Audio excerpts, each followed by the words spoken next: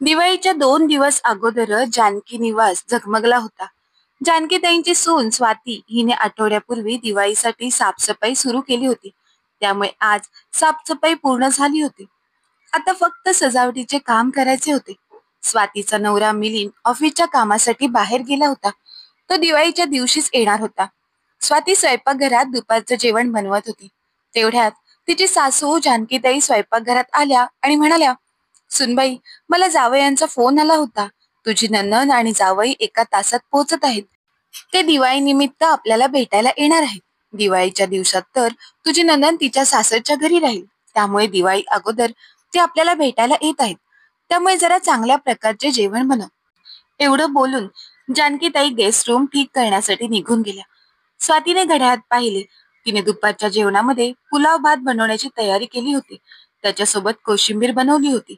म्हणून तिने लगेचच पुऱ्या बनवण्यासाठी पीठ मळून घेतले. पनीरची भाजी केली. फ्रीजमध्ये अगोदरच मिठाई आणून ठेवली होती. स्वाती आता पटकन हात चालवू लागली. जेवणाच्या वेळेपर्यंत ते लोक घरी आले होते. सर्वात अगोदर ते आल्याबरोबर स्वातीने त्यांना लिंबू पाणी प्यायला दिले. सोबतच तिने गरमागरम पकोडे सुद्धा तळून ठेवले होते. त्यानंतर दुपारच्या जेवणामध्ये पापड, लोणचे, आंबट गोड चटणी सुद्धा ठेवली होती. दुपारचे जेवण जेवण्यासाठी जेव्हा सर्वजण बसले तेव्हा स्वातीची सासू जानकीताई तोंड वाकडे करत म्हणाल्या, "सुनबाई, तू एकच भाजी का बनवलीस?"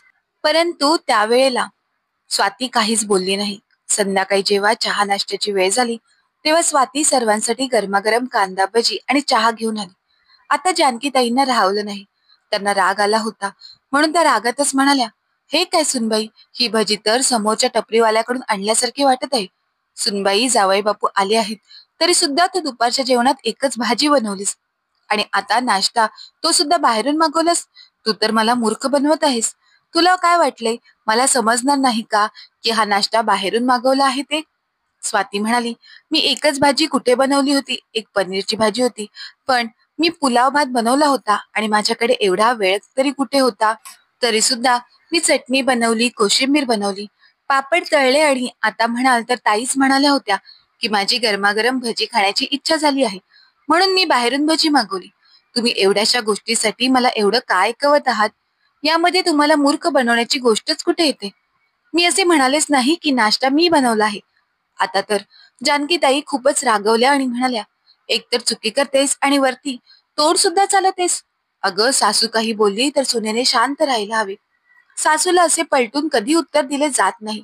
खरंच तुझ्या आईने तुझ्यावर कोणतेच संस्कार केलेले नाही. तुझी आई सुद्धा तिच्या सासरी सर्व लोकांना मूर्ख बनवत असेल. म्हणून तू सुद्धा मला मूर्ख बनवण्याचा प्रयत्न करत आहेस." सासूबाई आता विनाकारण गोष्टी वाढून स्वाती बरोबर वाद घालत होत्या. तेव्हा आदर्शला राहावले नाही. मग जावयाने सुद्धा चालून आलेली संधी सोडली नाही.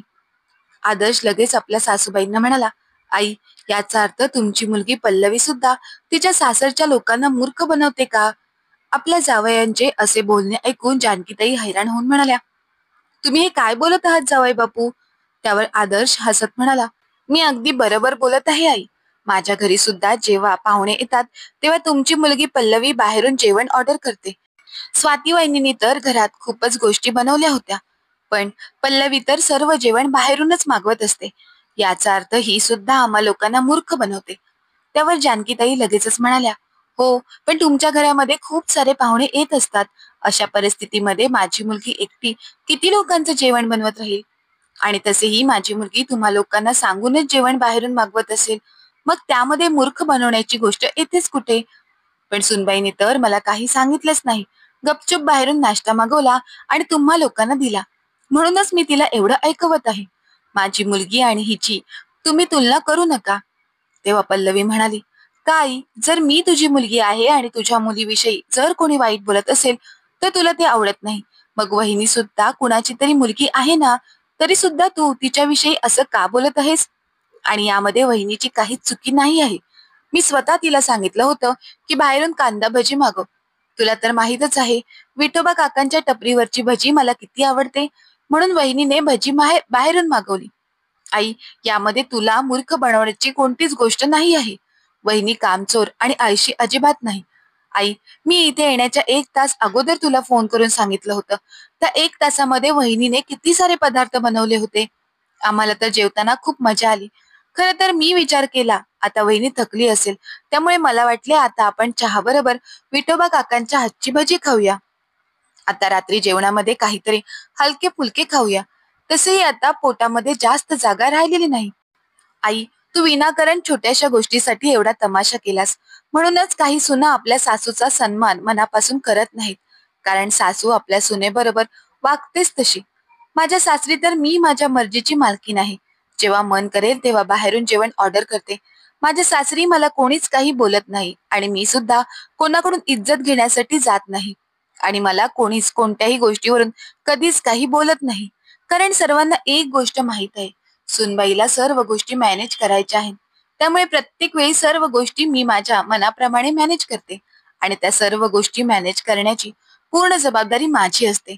त्यामुळे घरामध्ये आलेले पाहुणे प्रसन्न मनाने निरोप घेऊन निघून जातात. त्यांना हे सुद्धा वाटत नाही की माझी सासू माझ्या बरोबर चुकीची वागत असेल. पण तू बघ, कोणासमोरही तुझ्या सुनेला ओरडत असतेस. अशा परिस्थितीमध्ये लोकांना फक्त हेच दिसत नाही की तुझ्या सुनेमध्ये कमी आहे. त्यांना हे सुद्धा दिसतं की तू सुद्धा जास्त समजदार नाही आहेस. कमी तर प्रत्येकामध्ये असतेच, परफेक्ट कोणीही नसते. पण घरातील गोष्ट आपण कशा प्रकारे सांभाळून घेतो हे महत्वाचे आहे. तो समजूतदारपणा तुझ्यात सुद्धा दिसत नाही. आई, म्हणूनच तर तुझ्या जावयाने आज तुझ्या समोर मला सुद्धा ऐकवले की मी माझ्या घरी सर्वांना मूर्ख बनवते. आमचे काय आहे, आम्ही तर 1-2 दिवसात निघून जाऊ. पण तुला तर तुझ्या सुनेसोबत राहायचं आहे. तेव्हा तू बघ की घरामध्ये कसं वातावरण ठेवायला हवे. वाद घालून एकमेकांना बोलणे खूप सोपी गोष्ट आहे. पण एकदा विस्कटलेली नाती पुन्हा जोडण्यासाठी खूप वेळ लागतो. एकदा का तू वहिनीच्या मनातून उतरलीस, तर मग पुन्हा तिच्या मनामध्ये तुझी जागा निर्माण व्हायला, तुमचे नाते सुधारायला पूर्ण आयुष्य सुद्धा निघून जाईल. पण पुन्हा तुमच्या नात्यामध्ये गोडवा निर्माण होईल की नाही माहित नाही. म्हणूनच म्हणते, तुला तुझ्या चुकीची जाणीव व्हायला उशीर व्हायला नको. नाहीतर तोपर्यंत वेळ निघून गेलेली असेल.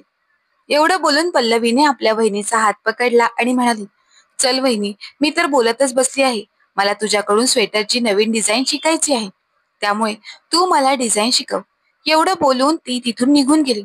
तेव्हा तिचा नवरा आदर्श सुद्धा फोनवर बोलण्यासाठी घराबाहेर निघून गेला. जानकीताई तिथे एकट्याच बसून होत्या. आपल्या मुलीचे आणि जावयाचे बोलणे ऐकून त्यांचे तर डोके चक्रावू लागले होते. कारण आजपर्यंत त्या फक्त आपल्या सुनेच्या कामामध्ये चुका काढत आल्या होत्या. पण सुनबाई आजपर्यंत त्यांना काहीच बोलली नव्हती. परंतु आज पहिल्यांदाच कोणीतरी त्यांना खरेपणाचा आरसा दाखवला होता. त्यामुळे त्यांच्या डोळ्यात पाणी आले होते. मग जानकीताई विचार करू लागल्या की आपली सुनबाई सुद्धा आता आपल्याला उलट उत्तर देऊ लागली आहे. या अगोदर तर ती आपल्याला काहीच बोलायची नाही. त्यामुळे आता मला सुद्धा खूप राग येतो आणि मी तिच्या कामामध्ये जास्त चुका शोधण्याचा प्रयत्न करते. पण पुढे जर हे असेच चालू राहिले तर सुनबाई मला अजिबात इज्जत देणार नाही. तिच्या मनामध्ये माझ्याविषयी राग भरेल. म्हणून जानकीताई लगेचच तिथून उठून आपल्या सुनेच्या रूममध्ये गेल्या. रूममध्ये जाण्या अगोदर त्यांनी दरवाजातून आतमध्ये पाहिले तर त्यांची मुलगी आणि सुनबाई दोघी मिळून स्वेटरची डिझाईन बनवत होत्या आणि कोणत्या तरी गोष्टीवरून मनसोक्त हसत होत्या. ते पाहून जानकीताईच्या मनाला खूप बरे वाटले. आता त्यांच्या मनातील आपल्या सुनेविषयीचा राग पूर्णपणे निघून गेला होता. कारण त्या विचार करू लागल्या, जेव्हा मी या जगातून निघून जाईल तेव्हा माझी सूनच माझ्या मुलीचा आधार बनेल. तीच माझ्या मुलीचे माहेरपण टिकून ठेवेल. म्हणून मला आज माझ्या सुनेबरोबर प्रेमाचे नाते बनवून ते तसेच टिकवून ठेवणे गरजेचे आहे. कारण मी गेल्यानंतर हे लोक एकत्र बसून माझ्यासोबत जे काही चांगले क्षण जगतील त्यांची आठवण काढत राहतील. म्हणून लगेचच जानकीताईंनी आपल्या डोळ्यातील अश्रू पुसले आणि रूम मध्ये जाऊन आपल्या सुनेच्या डोक्यावर हात फिरवत म्हणाल्या, सुनबाई, तुला शक्य झाले तर मला माफ कर. मी जाणून बुजून तू केलेल्या कामांमध्ये चुका शोधण्याचा प्रयत्न करत असायचे. पण आज माझ्या मुलीने आणि माझ्या जावयाने माझे डोळे उघडले आहेत. मी खूप मोठी चूक करत होती. अगं, काम करताना कामामध्ये थोडीफार तर कमी असणारच. पण याचा अर्थ असा नाही की त्या माणसाच्या पाठीमागे हात धुवून लागायला हवे. मी खूपच नशीबवान आहे. त्यामुळे मला तुझ्यासारखी प्रेमळ सून मिळाली आहे, जी एवढी वर्ष माझं कडवट बोलणं ऐकून सुद्धा माझ्यासोबत आहे. नाहीतर आजकालच्या सुना चांगली सासू असताना सुद्धा तिच्या बरोबर राहणे पसंत करत नाहीत. पण तू तर एवढ्या वर्षापासून माझ्यासारख्या वाईट सासूला सहन करत राहिलीस. असे बोलता बोलता जानकीताईंचा गळा भरून आला होता. तेव्हा स्वाती उठून उभी राहिली आणि आपल्या सासूबाईंना मिठी मारत म्हणाली, आई, मला माहित होते माझ्यातील चांगलेपणा एक ना एक दिवस नक्कीच तुमचे मन जिंकू शकेल. पण तरी सुद्धा कधी कधी माझा विश्वास हलत असायचा. कारण त्यावेळी मी विचार करायची, मी आजपर्यंत कधीही तुमच्या बरोबर वाईट वागलेली नाही किंवा वाईट वागण्याचा प्रयत्न सुद्धा करत नाही. तरी सुद्धा तुम्ही माझ्या बरोबर अशा का वागत आहात? पण आज माझ्या मनाला खूप आनंद होत आहे. कारण आज मला माझ्या चांगलेपणाचे फळ मिळाले आहे. माझी तुमच्याविषयी कोणतीही तक्रार नाही. फक्त तुम्ही मिळून मिसळून आनंदाने राहा. मग बघा मी तुमच्यासाठी काय काय करते. तेव्हा जानकीताईंनी प्रेमाने आपल्या सुनेच्या कपाळावर चुंबन घेतले.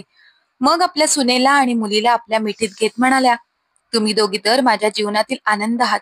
पाठीमागे उभा असलेला आदर्श हे सर्व दृश्य पाहून हैराण झाला होता की अचानकपणे सासूबाईंच्या वागण्यात एवढा मोठा बदल कसा काय झाला. जेव्हा जानकीताईंनी पाठीमागे वळून पाहिलं तेव्हा त्यांना आदर्श दिसल्याबरोबर त्या लगेचच आपल्या जावयाजवळ गेल्या आणि त्यांच्या डोक्यावरून हात फिरत म्हणाल्या, बाळा, तुझ्यामुळेच मला आज समजले की आपली सून नेहमी आपल्या मुलीसारखीच असते. त्यामुळे तिला सुद्धा उचित मान सन्मान द्यायला हवा. मुलगी तर तशीही लग्नानंतर तिच्या सासरी निघून जाते, परंतु आपल्याला जीवनाच्या अंतिम क्षणापर्यंत सुनेसोबत राहायचे असते. म्हणून आजपासून मी सुद्धा माझ्या सुनेबरोबर एक प्रेमाचं नातं निर्माण करून प्रेमाने राहील आणि कधीच मी माझ्या सुनेच्या डोळ्यात पाणी येऊ देणार नाही. तेव्हा आदर्श खुश होऊन म्हणाला, याचा अर्थ आई तुम्हाला आता ही गोष्टी समजल्या आहे. खरा आनंद तर कुटुंबातील सर्वजण मिळून मिसळून राहिल्यावरच मिळतो. पण यासाठी वेगळे असे काही करण्याची गरज नाही. प्रत्येकाने समजून आपले नाते निभवायला हवे. आजकालच्या जमान्यात पैसे कमवण्यापेक्षा जास्त मुश्किल चांगले नाते मिळणे कठीण झाले आहे. म्हणून सुरुवातीपासूनच आपल्याला प्रयत्न करायला हवा की आपल्या प्रत्येक नात्यामध्ये आपण गोडवा टिकून ठेवणे गरजेचे आहे. तेव्हा जानकीताई खुश होऊन म्हणाल्या, यावेळेला मला दिवाळीमध्ये खूप चांगला संदेश मिळाला आहे. मला माझ्या चुकीची जाणीव झाली आहे आणि माझ्या मनामध्ये माझ्या सुनेविषयी प्रेम आणि सन्मानाची भावना निर्माण करण्यासाठी तुमचे खूप खूप आभार. सर्वांना अजून काय हवे होते? सर्वजण आता मोठ्या आनंदाने दिवाळीची तयारी करू लागले. मित्रांनो, ह्या दिवाळीमध्ये जुनी कटुता विसरून नात्यासाठी एक सकारात्मक पाऊल टाकूया. तरच दिवाळी आनंदाची दिवाळी बनेल. आणि असा एक प्रयत्न करण्यात नुकसान तरी काय आहे?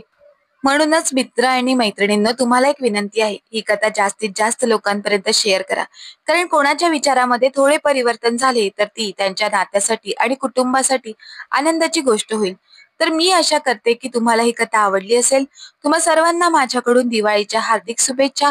हॅपी दिवाळी. धन्यवाद.